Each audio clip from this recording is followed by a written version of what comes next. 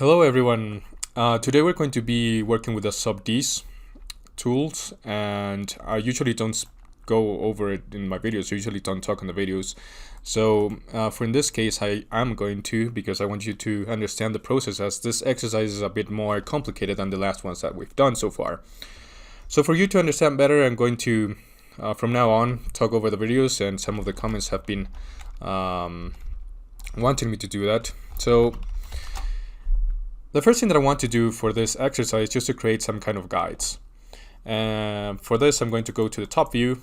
Okay, I'm going to use a rectangle to start off with, and let's turn our grid snap just to get there in the origin, and press shift in order to have a proportional scaling.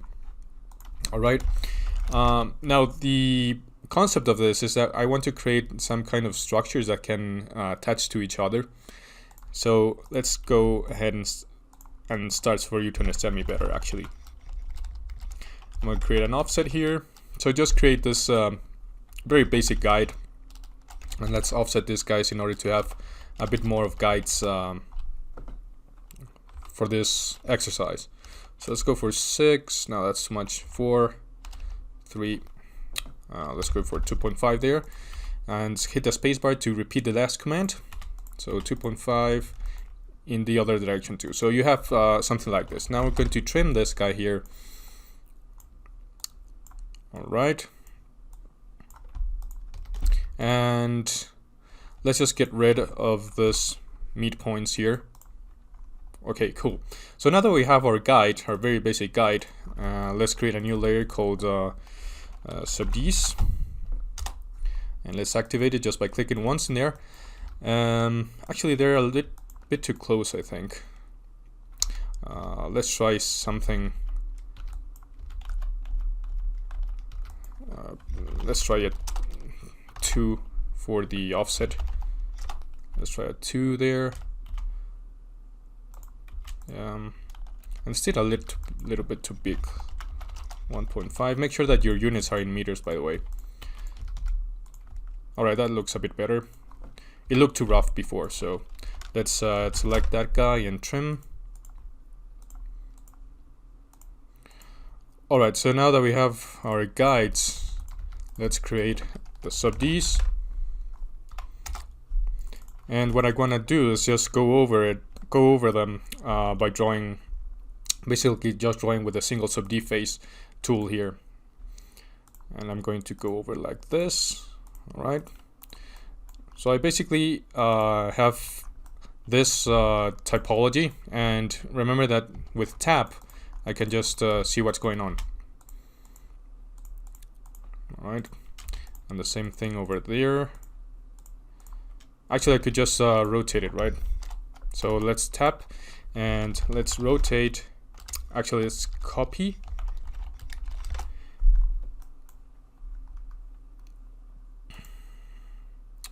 Actually, there's this copy I can't remember the name for it.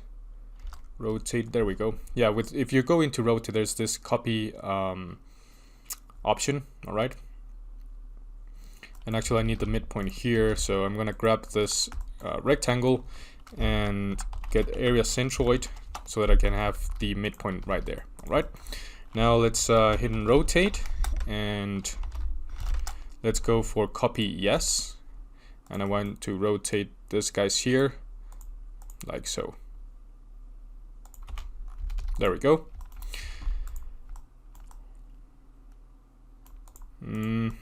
Now also want to cap this element right here, so I'm gonna create another single SubD face and go over it like so. All right, and for now, I'm gonna select all of them and click on join. So when we're joining SubDs, we're gonna have this option right here to smooth, which is okay. So I want to smooth these geometries into one single geometry. I want them to join them in a smooth way. All right, so for the next step, I'm going to just create a thickness to this surface. And if I want to do that, for example, if I want to do it with the gumball itself, it's gonna leave me with an opened surface, and that's not what we want. So we have to go into offset SubD option. Okay, now we may have to make sure that all of the arrows are pointing up, and the distance is 1. I think distance 1 is okay. All right.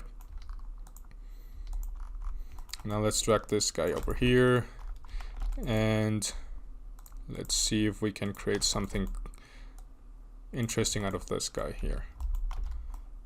Yeah. All right. So if we tap it, I can see that these edges are a bit too harsh. So in order to get rid of them, I'm going to remove the crease. All right. So remove crease, and this way, actually I want to remove the bottom crease too. So let's select all of them here. SubD edge, SubD edge. Come on. All right, I'm gonna cell CRV. Let's select all of the curves because they are being annoying. Cell CRV and hide. All right. And still, that's still going on. Oh, we have the SubD, the initial SubD is down here. All right, I guess we can hide that one. There we go. Now let's go to remove crease. All right, so we have something like this. Maybe a bit of thickness would do, but that's okay for now. And let's just inset this guy. 0.1, that's 0. Yeah, let's try it 0.5, like so. So once I crease it, once I inset, I am creating like an offset basically of the lines that I've selected, right? So if select this guy's, actually of the face. So if I select the face with Control Shift, and let's go ahead and inset this guy. Let's go for 0. That's way too much. 0.01, 0.005. All right, that's okay, I guess. Nice. So let's delete this guy here. So we have an opened surface here. So the thing with opened surfaces in SubDs is that we can create another type of typology. So for example, here in our gumball, I have this sphere right here, which is the extrusion, all right? But what happens if we don't have an opened surface is that something like this happens, all right? So the whole thing basically moves. So with this in mind, I can create many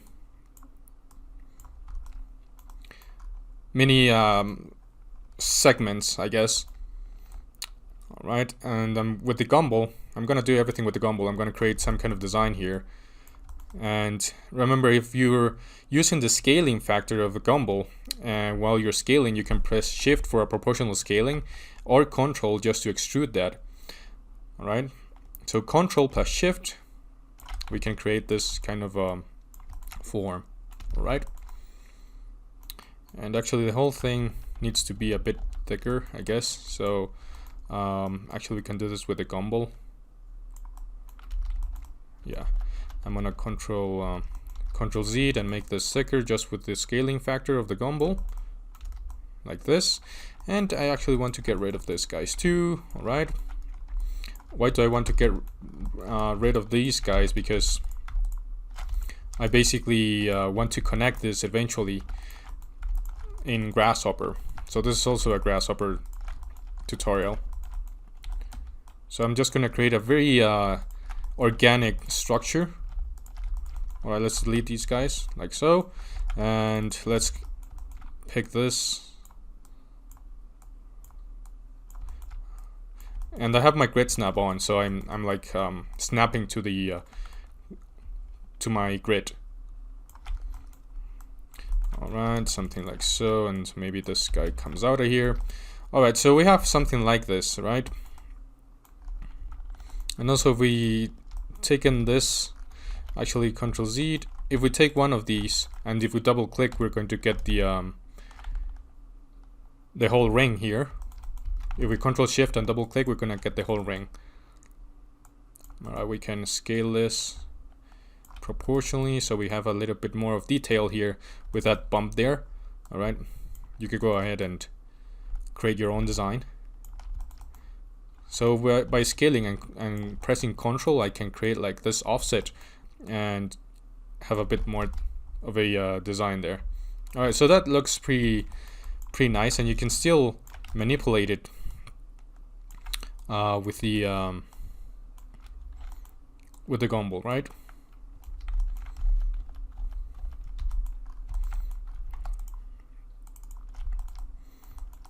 And because I don't have because this edge is not an opened edge, I'm not going to be able to have this additional option as a sphere right here. But like what I can do is just create a bit more detail here, like this.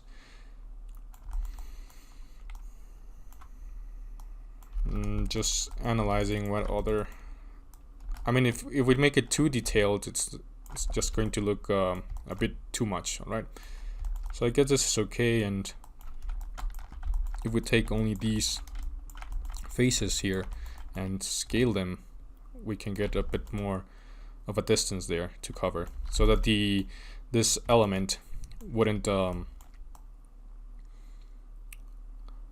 cover the whole structure there. And I think I'm gonna do that again, just a bit more. Okay, and scale it like so. There we go. Do I want this opened? Probably not. But what I can do is just create an inset here. And yeah, let's go for that. And just create like a pump here that will be connecting. It looks a bit funny. Let's just put a bit more detail on this.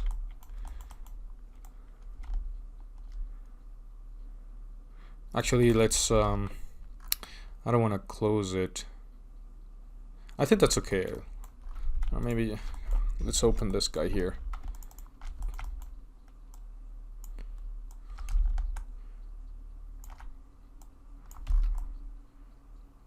Huh, doesn't look that bad, I guess. It looks alright. And I accidentally moved all of this. Let's just align it. Alright, so we can work with this. Now, I'm gonna do a tower now. And I'm actually going to save this. So let's go into our Grasshopper, and I'm going to model all of this. As you can see, I already have modeled it in Grasshopper. And what basically want to do is just create this this tower, and then use pufferfish to incorporate this element here. So let's create another file so that you can guys go along with me, and hopefully we're not going to take that long. So I don't want to drag this video. So the first thing that we can do is create a polygon just to start things off for our tower. And let's create a radius from 1 to 10 here. And the segments, let's go for, we can change it later. Let's go for 4 right here. And obviously I do want to fill out that radius. Let's see, what's the yeah, let's go from 1 to 10, I guess, here.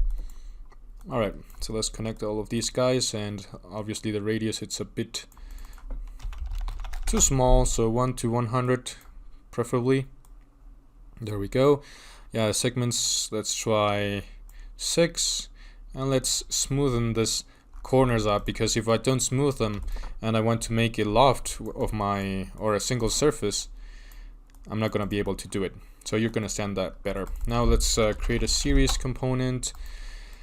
Before that, a move. So this is my geometry, and I want to create a series of this geometries. So let's go ahead and let's go for 30. And let's go for 10 here. All right. So I basically would just want to repeat these geometries, right? And what happened here? Oh, right, I need a factor, right? Because this is a vector, so I'm creating a vector. All right, maybe the radius, it's a bit too much, and the count is a bit too much too. We can just create a larger distance between these guys, and I think that's okay. Now what I want to do is just manipulate the geometry by scaling it so that we have a more organic form. So I'm gonna scale, and we need 3 different elements here. We can get the center by area. So let's go to geometry here. And our geometry is this guy here, and our center will be these guys here. Now I don't want to see the initial form, so I'm just gonna grab everything and height. Now I need a factor, but in order to create a more interesting design, such as this, for example, I have to manipulate the factor, because if I just put a number there in the factor,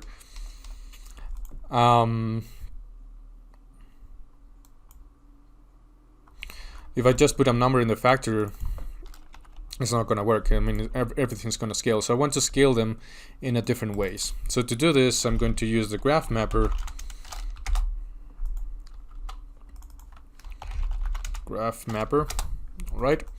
Right click and let's go for sign. I like sign because I can control, basically it's everything in one. So you can see if I go to graph types and I see all of these different types of graphs. Sign includes, you can transform sign to transform them into the other ones. So that's why I like sign. It's basically all in one.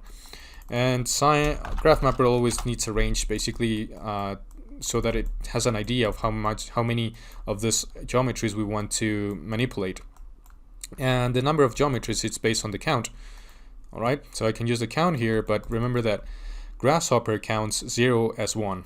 So let's go into the steps here. Expression, negative x, so that we just subtract one of those numbers. Okay. Right.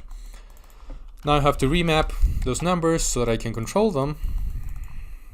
I'm going a bit fast here because I'm basically just want to show you how this works, and if you want to have a more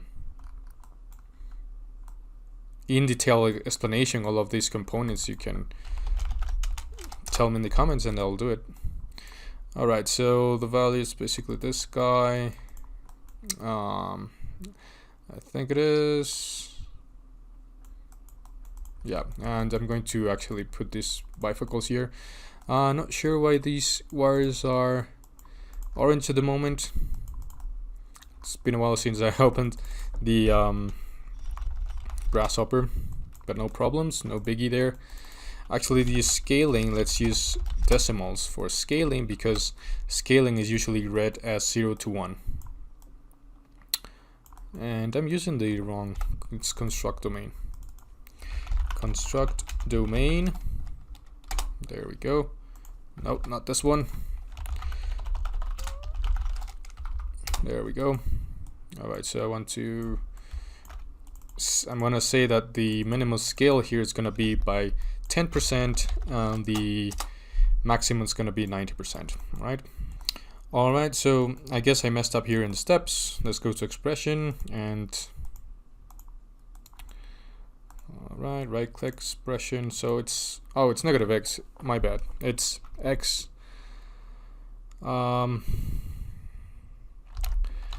x negative 1. Alright, there we go. It's x minus 1. Sorry about that. So we have this form right here, okay? Now, out of this geometries, I also want to twist them. Okay, so I'm going to go for rotate axis. Okay, now the axis, we need a geometry here, and alright, so it basically needs an axis which we can get out of these areas that we have here, right? And I'm going to create just a line using the initial point and end point here. So I'm going to create line, start point, end point. And for this, I'm going to list item because I want to grab the initial point and the end point, right? I'm going to go for the list item here. So basically I have the first one there, okay? And then I want the other one, which it's basically going to be, I guess, number 9. Okay, yes, 9.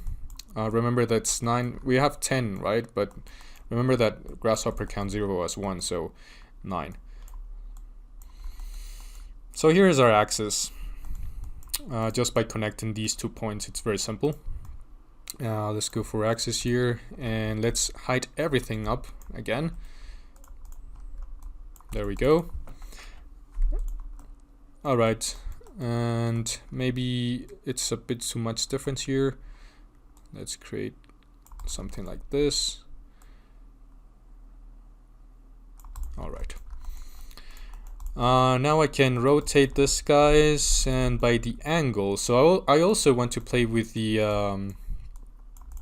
angle here. And remember to change this to degrees because it's in radians, I think it is. So let's go for degrees, and I want to do the same thing here with my control, with this controlling of the rotation. So actually let's just create another one, and it's going to be for practice too. So let's go for range, graph mapper, so we can manipulate also the rotation here. Graph mapper, for graph mapper, and for this we basically need remap numbers. Okay, we need bounds and construct domain. If you want further explanation, just tell me and I'll make a video out of this. It's just something that you always have to do basically to get this thing going. All right, we're just giving it what it wants: value, source, and target. All right, and the steps are also going to be the same amount of geometries, because so if I want to start creating a twisting action here, I'm going to tell it that each step or each floor, it's going to have a different angle. So I have to I create this twisting morphology, typology. All right, let's go for steps here, and now x minus 1. So if I change the number here of the squares, polygons, sorry, everything changes because the steps, it's at x minus 1. Let's right click and go for sign. Okay, and these guys are gonna be here in my angles, and actually I haven't constructed a domain yet, so I want to say that let's go for 10, I guess, and 360. Okay, let's try it like this.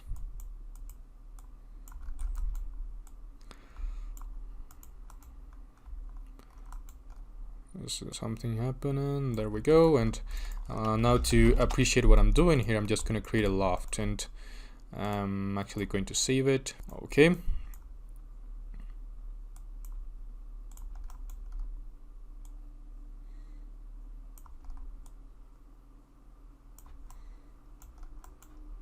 So if I control this thing here, I'm gonna have full control of my rotation.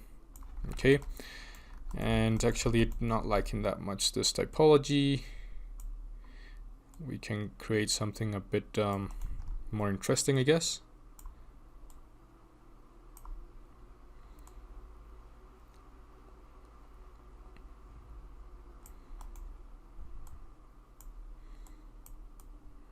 Just to increase the radius of the upper part there. All right, that seems pretty good so far. Now I want to create this as a mesh because I also want to transform this to a mesh. Why do I want to transform this guy to a mesh? To incorporate it here is because SubDs are way too heavy. All right, that's basically the reason. So to create a mesh out of this, if I go to mesh surface, for example, mesh surface, all right, and it's not going to work because this guy, the Loft component, it's basically giving me a brep, all right. So I'm going to deconstruct brep to get the faces. So here's my brep, and I now have all of my faces here. So I can basically tell it. Let's actually hide all of these guys here, and I'm gonna get this mesh. So I want to be loyal to the initial form. I can just get more counts there. So let's try 20. Okay, so more polygons is gonna bring me more a more accurate form of what we had. All right, so we have our mesh now, and what I want to do is just to incorporate this form into all of these squares right here. So in order to do that, I'm gonna first import this guy into here. So set1 subd, and remember that subds are pretty heavy. Okay, so keep that in mind. However, for the pufferfish, so if we go to the pufferfish plugin here, there we go, and we go to twisted boxes. So we have so many twisted boxes here. So the one that we want, it's basically the. So let me just write it in because there's so many options there. There we go, twisted box subd. All right, and it's basically asking me for a subd, a thickness, a levels, and the parameters. Okay. So because we need a subd out of this, we need to transform this mesh into a subd. So here in the tab, here in surfaces, we have a subd tab. So under here we have subd from mesh, which is the one that we need.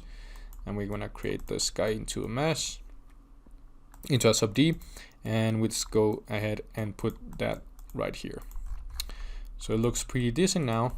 All right, we have our boxes almost ready there to receive our geometry. And now with the thickness, I'm gonna give it let's give it a 3. Okay. But keep in mind that this thickness is going inwards and we don't want that. So you basically go to expression, and now we go to -x so that it go outside. Okay, so that these guys are not inwards but actually are facing to the exterior. Let's go ahead and put 0 in the levels. And the parameters, one cool thing about this is that we can use a graph mapper too for this one. So lots of graph mappers today. Alright, and with the graph mapper we need a range. Okay, and let's go ahead and go for a sign here. Okay, as always. And well, the steps here are 10, so that's too much. Let's go ahead and get a 3. Alright, and there we go, almost done. Now the only thing that we have to do is just to get these guys in our twisted boxes. And if you want to, as I told you, I don't want to drag this video too much. So if you need further explanation about what's going on in here, just tell me in the comments. I'll make a tutorial on it. But I've seen that we have in YouTube where there's kind of like a bunch of tutorials on pufferfish. So that's why I don't want to waste your time. So I just want to show you that with subds and pufferfish you can get really interesting forms. So now we have to morph this morph to twisted box. There we go. We need to morph our geometries into these twisted boxes. And also it's also asking for a reference, so we basically need a bounding box for this, just to complete this reference option here. Okay, so this is our component, and this is our targets. Okay, it's gonna take a while here for all of them to go into this tower.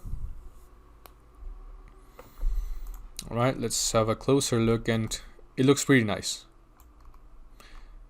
And obviously if we edit this sub D, it's gonna edit itself here, but I don't want to crash my computer, so let's keep on going like this. Now for the let's see how it looks if we just bake them. Yes, let's group it. Let's put yes please. Alright, remember this is sub D's, okay? So it's gonna be really heavy.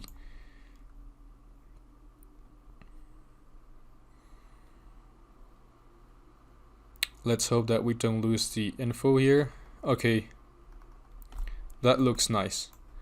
Let's save this guy, and I don't want to save this. Okay, and because this is so heavy, we can, let's just get rid of this. Okay, we can turn this sub D into a mesh. So let's drag it out here and create this additional mesh. And the one that the command that does this, that transforms into a sub D into a mesh, is extract control polygon. All right, so it's basically a very long name. All right, so we have this, and I'll just delete the sub D right here. Okay, so we have this mesh now, and this is going to be easier to manipulate here. So I'm just gonna do this. Okay, and now we have our geometry incorporated into this tower that we just did. And we can also control all of these parameters that we've done. Okay, I'm gonna keep it that way. If you want to play around with the graph mappers, you can, to change its form, its typology. But to go back into this organic form, into this smooth form, we have to transform this meshes into this smooth forms using the Weaverbird. Okay, so let's go. I think I have Weaverbird around here. There we go. So we have Weaverbird, and the first thing that we have to do is to unify the phase windings. Why do we have to do this? Because some of the surfaces are going to be inwards and some are going to be outwards, so we don't want that. We have to unify its direction. So let's go ahead and place this, and we're just going to be cleaning this mesh that we just did by using just Weaverbird.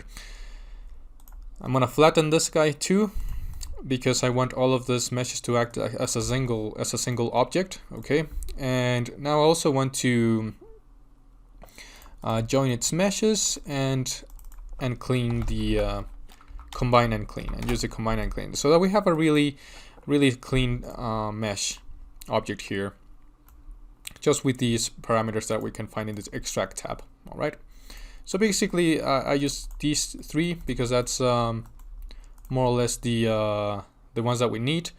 And finally, to give that smoothness going on, I'm going to use the Weaverbird Catmull Clark subdivision here, and we can control the level of smoothness by going into a different level. So we have basically 1, 2, and 3.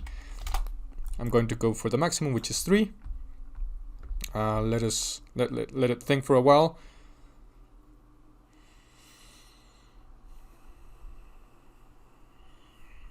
And okay, there we go.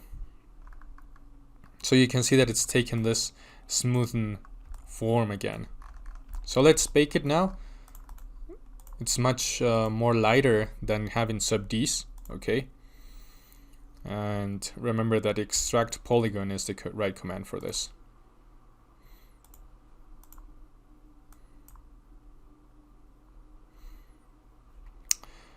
Okay, almost crashed there. Alright, we have so many objects now that it's taking a while to control them. So let's go to anarchic mode so that we can see what we've done here, and it looks pretty nice. Looks pretty nice. So remember that you can actually, we could close this Loft, I guess, by going into the Loft options. Close Loft here, commit changes, and that's gonna take a while too. Let's wait for it, I guess. Okay, and did that fix the problem? Oh, it created, oh, it closed, oh man. Okay, so we have yeah, that's gonna take a while to fix, because I'll have to check out the it's a weird looking, but it's kind of interesting. Let's bake it to see what happens. So I have to go back and check the data.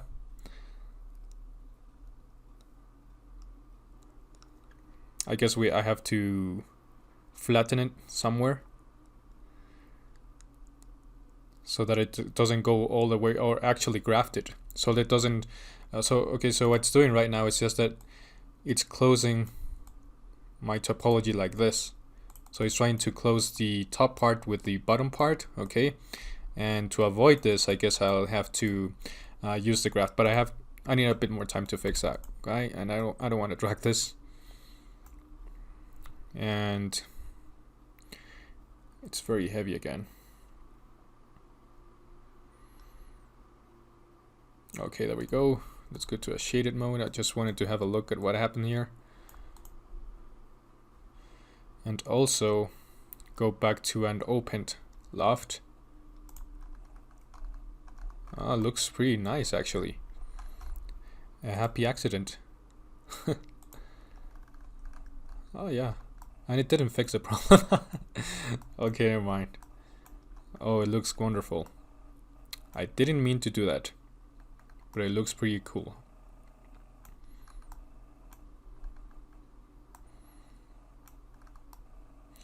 Okay, so play around with the SubDs. You can create so many things with these SubDs from Rhino. That's crazy. And not only use this type of typology that we've created here, but also your own, I guess. Yeah, I'm gonna play around here for a while. So anyway, guys, thanks for watching, and I hope this was very informative for you, and that it's gonna help you somehow in your daily doings. So I'll see you in the next video. Thanks for watching, guys. Bye.